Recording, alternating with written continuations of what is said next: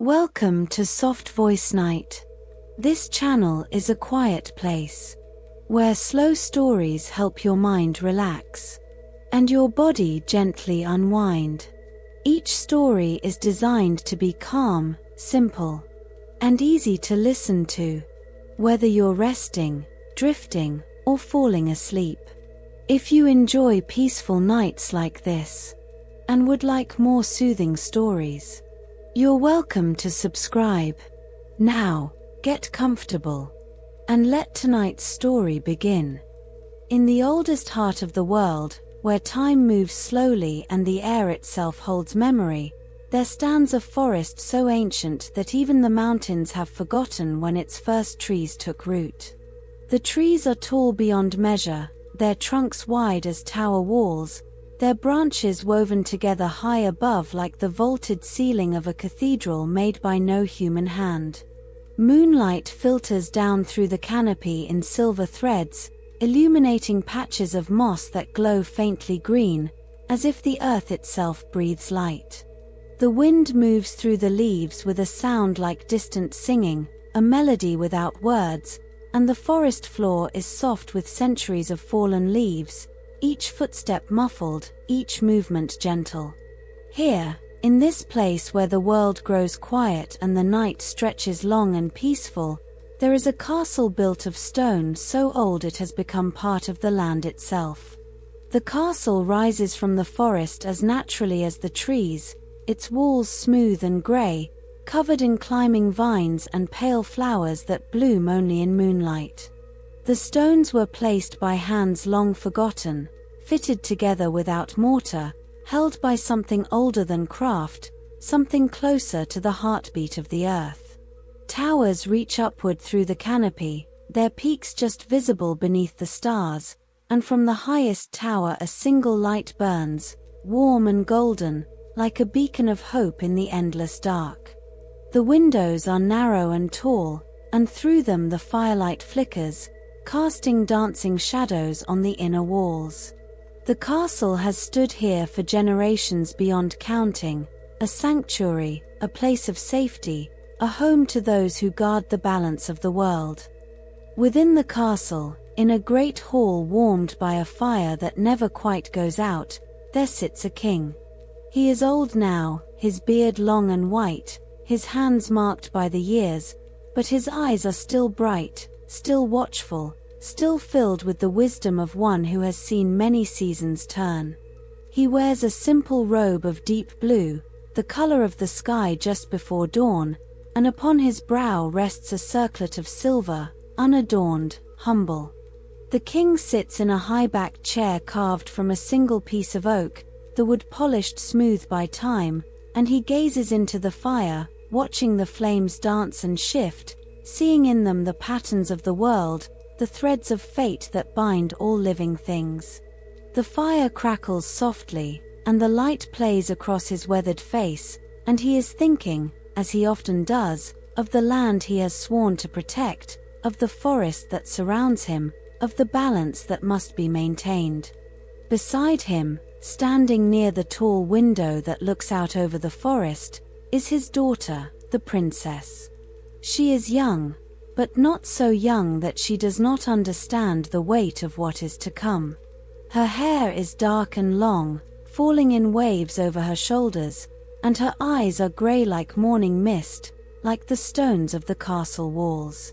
She wears a gown of pale green, the color of new leaves in spring, and around her shoulders is a cloak of soft wool, dyed the color of twilight. She is watching the forest, her gaze steady, her expression calm but thoughtful. She has walked among the ancient trees since she was a child, has learned their names, has heard their whispers, and she knows, as her father knows, that something is stirring in the world, something old and dark, something that seeks to break the balance that has held for so long. The princess turns from the window and moves softly across the stone floor, her footsteps barely a sound, and she comes to stand beside her father's chair. She places a hand gently on his shoulder, and he reaches up to cover her hand with his own, and for a moment they are silent, drawing comfort from each other's presence. The fire crackles, the wind sighs through the trees outside, and the castle seems to breathe around them, steady and strong. The king speaks at last, his voice low and gentle, like the rumble of distant thunder. He tells his daughter that the forest has been restless, that the old guardians have sent messages, that the creatures who dwell in the deepest groves have begun to gather. He tells her that a shadow is growing, far to the north, beyond the mountains, a darkness that has no name but whose presence can be felt like a cold wind even here, in the heart of the sacred wood. The princess listens, her face serene, and when her father finishes she nods slowly. She has felt it too, this unease, this subtle wrongness in the air. She has seen the way the birds have grown quiet at dusk, the way the deer move through the forest with a new wariness, the way the flowers that should bloom in the night have begun to close their petals early. She tells her father that she is ready to do what must be done, that she will walk the old paths, that she will seek the counsel of the forest guardians, that she will go to the places where the ancient magic still flows strong. The king looks at her with both pride and sorrow, for he knows that this is a burden she must carry, but he knows also that she is brave, that she has been prepared for this all her life, that the forest itself has chosen her. As the night deepens and the moon rises higher, casting its silver light through the windows of the great hall, the princess makes ready to leave. She gathers a few simple things, a cloak lined with fur, a small pouch of herbs and seeds, a flask of clear water drawn from the spring that flows beneath the castle, and a staff of white wood, smooth and strong, that was given to her by the eldest of the forest guardians. She does not wear armor, for she goes not to fight but to listen, to seek understanding, to offer herself as a bridge between the world of men and the world of the ancient spirits. Her father walks with her to the castle's great door, the iron-bound oak that opens onto the forest, and he places his hands on her shoulders and speaks a blessing, words in a language older than the kingdom, words that call upon the earth and the sky, the wind and the water, to protect her, to guide her, to bring her safely home. The door opens, and the night air flows in, cool and scented with pine and earth and the faint sweetness of night-blooming flowers. The princess steps out into the forest, and the door closes softly behind her, and she is alone beneath the trees. But she does not feel alone, for the forest is all around her, vast and alive, and she can sense the presence of countless watching eyes, not hostile, but curious, protective, ancient. She walks slowly, her staff tapping softly against the ground, her breath steady, her mind calm. The path she follows is narrow and winding, barely visible in the moonlight, but she knows it well, has walked it many times before. The trees rise on either side, their trunks like columns in a temple, their roots spreading wide and deep, holding the earth together. The air is filled with soft sounds, the rustle of leaves, the distant hoot of an owl, the faint whisper of water over stones. As she walks deeper into the forest, the trees grow older, taller, their bark rough and deeply grooved, their branches heavy with moss and lichen. The light changes, becoming softer, greener, as if the forest itself is glowing from within. The princess moves with reverence, her steps careful, her presence respectful. She knows that she is entering the sacred places, the groves where the first trees were planted, where the old gods walked before they faded into legend, where the forest guardians still dwell, timeless and patient. She reaches a clearing, a circle of soft grass surrounded by ancient oaks, and in the center of the clearing is a stone, flat and smooth, covered with symbols worn almost away by centuries of rain and wind. She approaches the stone and kneels before it, placing her staff on the ground beside her, and she waits. The forest grows very still. Even the wind seems to pause, as if the world is holding its breath. And then, slowly, the guardians come. They step from the shadows between the trees, figures both solid and not, shapes that seem to shift and change in the moonlight. Some are tall and slender, crowned with antlers, their skin like bark, their eyes deep and green. Others are smaller, quicker, their forms blurred, their movements like the flicker of firelight. There is one, the eldest, who comes last, moving slowly, leaning on a gnarled staff, its form both ancient and ageless, its face weathered and wise. The eldest guardian speaks, its voice like the creak of old wood, like the whisper of leaves, and it tells the princess that they have been waiting for her, that they have known she would come. The guardian speaks of the shadow that is rising, of the dark force that seeks to consume the light, to break the balance, to spread its influence across the land.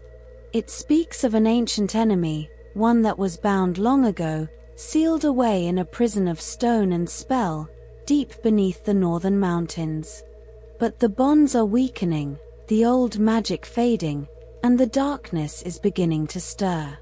The guardian tells the princess that the forest alone cannot hold back this threat, that it will take courage and wisdom, that it will take a joining of all the free peoples, all the ancient powers, all who still remember the old ways. The princess listens, her heart steady, and she asks what must be done. The eldest guardian steps closer, and from within its robes it draws forth a small object, a crystal, clear as water, that seems to hold within it a point of light, bright and pure. The guardian tells the princess that this is a shard of the first dawn, a fragment of the light that illuminated the world when it was young. It tells her that she must take this light to the 3 sacred places, the places where the ancient powers are strongest, and there she must call upon the guardians of earth, water, and sky, and ask them to lend their strength to the defense of the land. The princess takes the crystal, and it is warm in her hand, pulsing gently like a heartbeat, and she feels a surge of hope, a sense of purpose. She promises the guardian that she will do as asked, that she will walk the old paths, that she will not fail.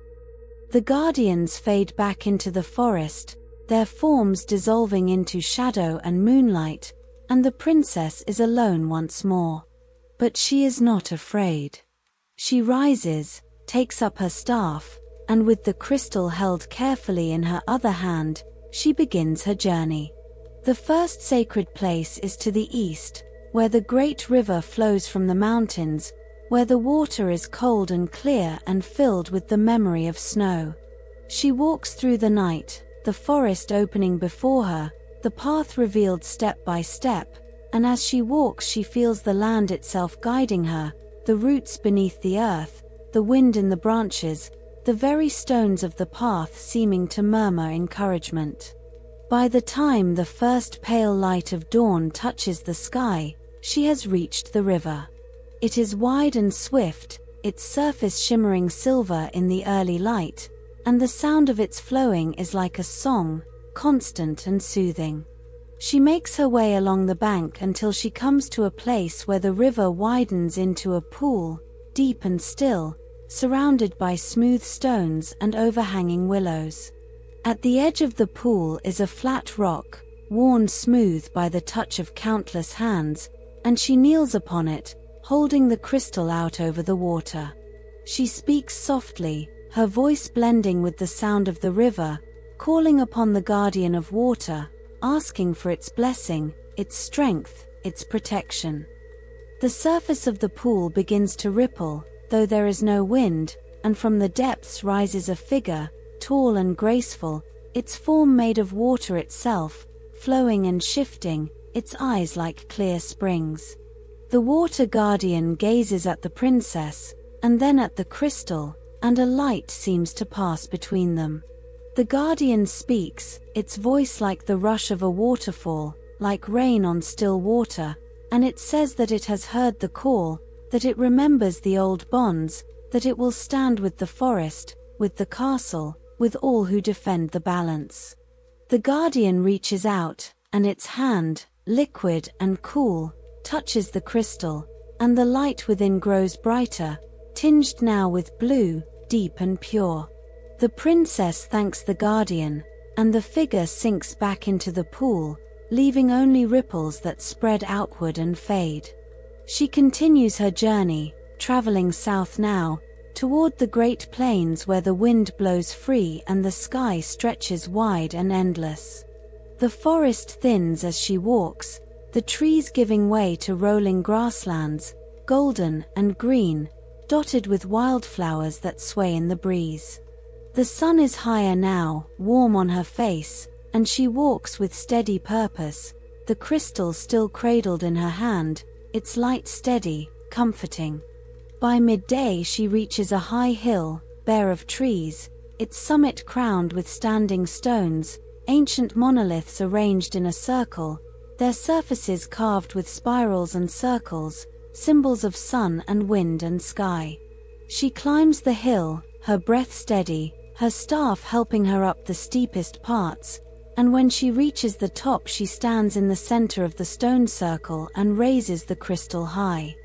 The wind rises, swirling around her, lifting her cloak, tugging at her hair, and she calls out to the guardian of the sky, her voice strong and clear, asking for its aid, its watchfulness, its strength.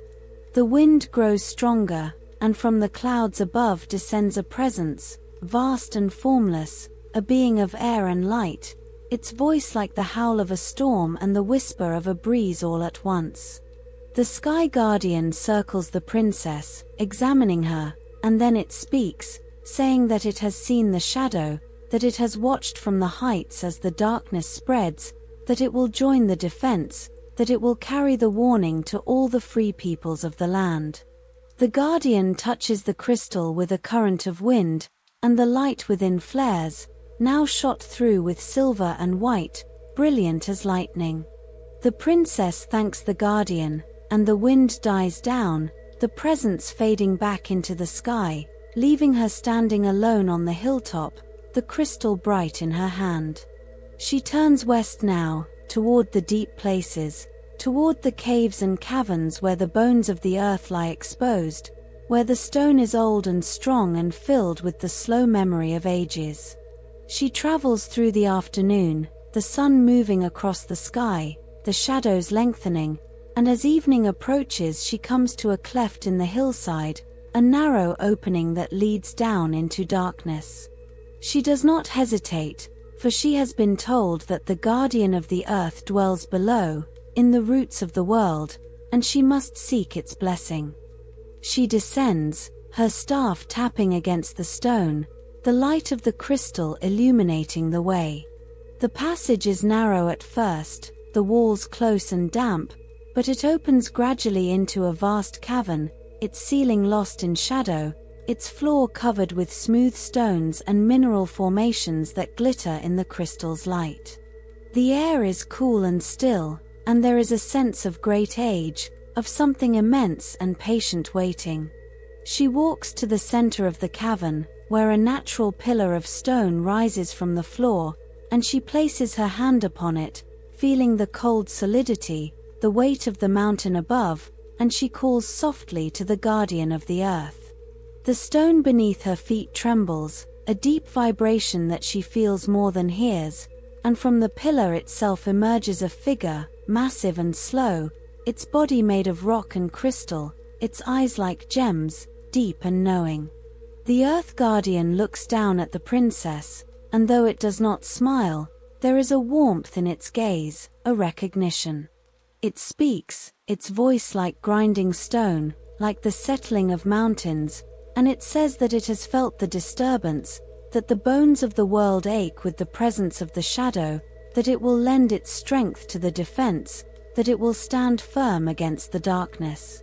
The guardian touches the crystal with a finger of stone, and the light within blooms, now rich with gold and amber, the colors of deep earth.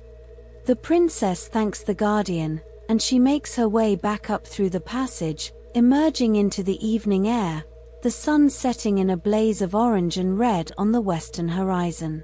She turns north now, back toward the forest, back toward the castle, carrying with her the blessings of the three guardians, the crystal bright and warm in her hand, its light a promise, a hope.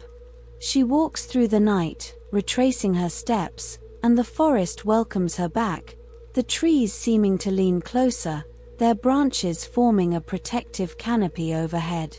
The creatures of the wood come out to watch her pass, deer and fox, owl and rabbit, all silent, all respectful, all aware that something important has been accomplished. She reaches the castle as dawn is breaking, the sky pale and soft, the first light touching the towers, and the great door opens before her, her father standing there, waiting. He sees the crystal, sees the light within it, and his face fills with relief and pride. She tells him of her journey, of the guardians she has met, of the blessings they have given, and he listens, nodding, understanding. Together they return to the great hall, and there, in the presence of the fire, she places the crystal upon a pedestal of stone that stands in the center of the room.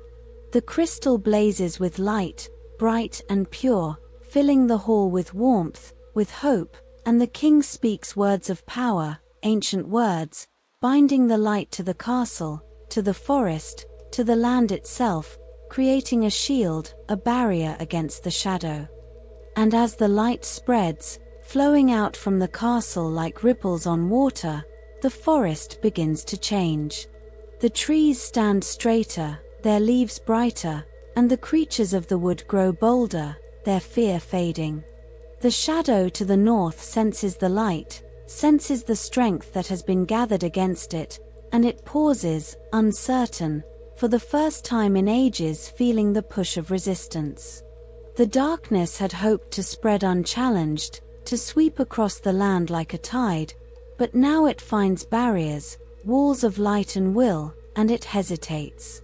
In the castle, the princess and her father watch as the light settles, as the land finds its balance once more. They know that the shadow has not been destroyed, that it still waits in the north, but they know also that it has been held, that the land is protected, that the ancient powers have joined together. The princess is weary, her journey long and her burden heavy, but she feels peace, feels the satisfaction of a task completed, of a promise kept. Her father embraces her, and they stand together in the light of the crystal, and the fire burns low and steady, and outside the forest sings softly in the wind. Days pass, then weeks, and the light holds. The people of the land, those who live in villages at the forest's edge, those who tend the fields and the orchards, feel the change. The crops grow strong, the herds are healthy, and there is a sense of safety, of protection, that had been missing for too long. Stories begin to spread, stories of the princess who walked the old paths, who spoke with the ancient guardians, who brought light to the heart of the kingdom. Songs are sung around fires at night, and children listen with wide eyes, and the legend grows. The princess herself grows quieter, more reflective. She walks the forest often, speaking with the creatures, tending to the sacred groves, ensuring that the balance is maintained. She has become, in a way, a guardian herself, a bridge between the world of men and the world of the ancient spirits, and she accepts this role with grace and humility.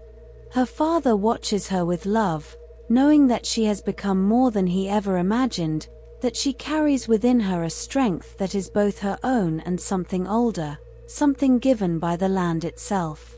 One evening, as the sun sets and the sky turns violet and gold, the princess climbs to the highest tower of the castle and looks out over the forest. The trees stretch endlessly in all directions, a sea of green and shadow, and in the distance she can see the mountains, their peaks still touched with snow. The wind is gentle, carrying the scent of pine and earth, and she breathes deeply, feeling the land alive beneath her, feeling the pulse of the world, steady and strong. She thinks of the shadow, still waiting in the north, and she knows that one day it may test the barriers again, may seek to break through, but she is not afraid.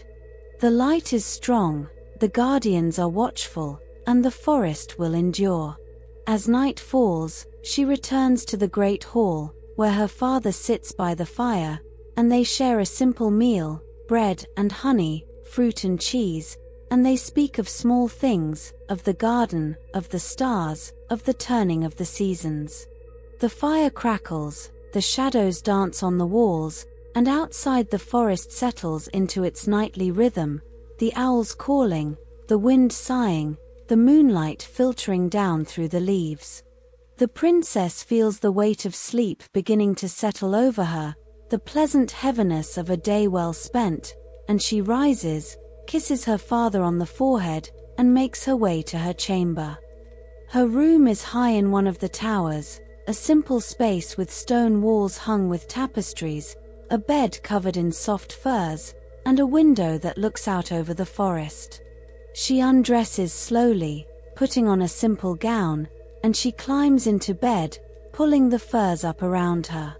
The moonlight streams through the window, silver and cool, and she lies on her back, looking up at the ceiling, at the shadows that play across the beams. She thinks of the guardians, of the crystal still glowing softly in the great hall below, of the forest and the land and all the living things that depend on the balance. And as she lies there, she begins to hear it, the song of the forest, a low hum that rises from the earth itself, a melody without words that speaks of age and endurance, of cycles and seasons, of life and death and life again. It is the sound of the trees breathing, of the wind moving through the leaves, of the water flowing over stones, of the earth turning slowly beneath the sky. It is the heartbeat of the world, steady and eternal, and she lets it wash over her, lets it carry her down into sleep. She dreams of walking through the forest in endless twilight, the light soft and golden, the air warm and still. She dreams of meeting the guardians again, of sitting with them in a circle, sharing stories, sharing silence. She dreams of the crystal, its light spreading across the land like dawn, touching every tree, every stream, every creature, filling the world with warmth and hope. She dreams of her father, standing on the walls of the castle, watching over the kingdom, his face peaceful, his duty fulfilled. She dreams of herself, older, wiser, still walking the old paths, still tending the balance, still listening to the voice of the forest. And in her dreams, the shadow fades, retreating back into the north, back into the places where it cannot reach, and the land grows green and whole, the flowers bloom in endless profusion, the rivers run clear and strong, and the creatures of the forest live without fear.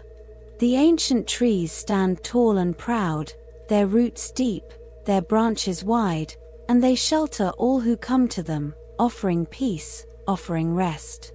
The castle stands at the heart of it all, its stones warm in the sunlight, its halls filled with laughter and song, and the crystal blazes on its pedestal, a beacon of light, a promise kept. The princess sleeps deeply, dreamlessly now, her breathing slow and even, her body relaxed, her mind at peace. The moon moves across the sky, the stars will overhead, and the forest watches over her, protective and gentle.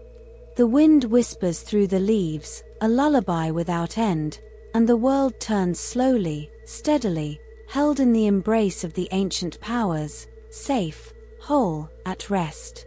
The night deepens, and all is still.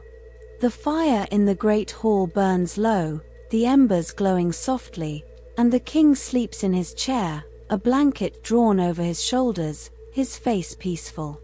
The castle is quiet, its stones solid and strong, and outside the forest stretches endlessly, timeless, eternal. The light of the crystal pulses gently, in rhythm with the heartbeat of the world, and the darkness, far away in the north, lies quiet, held at bay, powerless against the strength of the light, the wisdom of the guardians, the courage of those who stand watch. And so the land rests, and the forest breathes, and the night stretches long and peaceful, and all is well, all is safe, all is as it should be. The stars shine down, the moon casts its silver glow, and the world sleeps, wrapped in the embrace of the ancient magic, held by the love of those who protect it, safe in the knowledge that the light will endure, that the balance will hold, that the forest will stand forever, guardian and home, shelter and sanctuary, for all who seek its peace.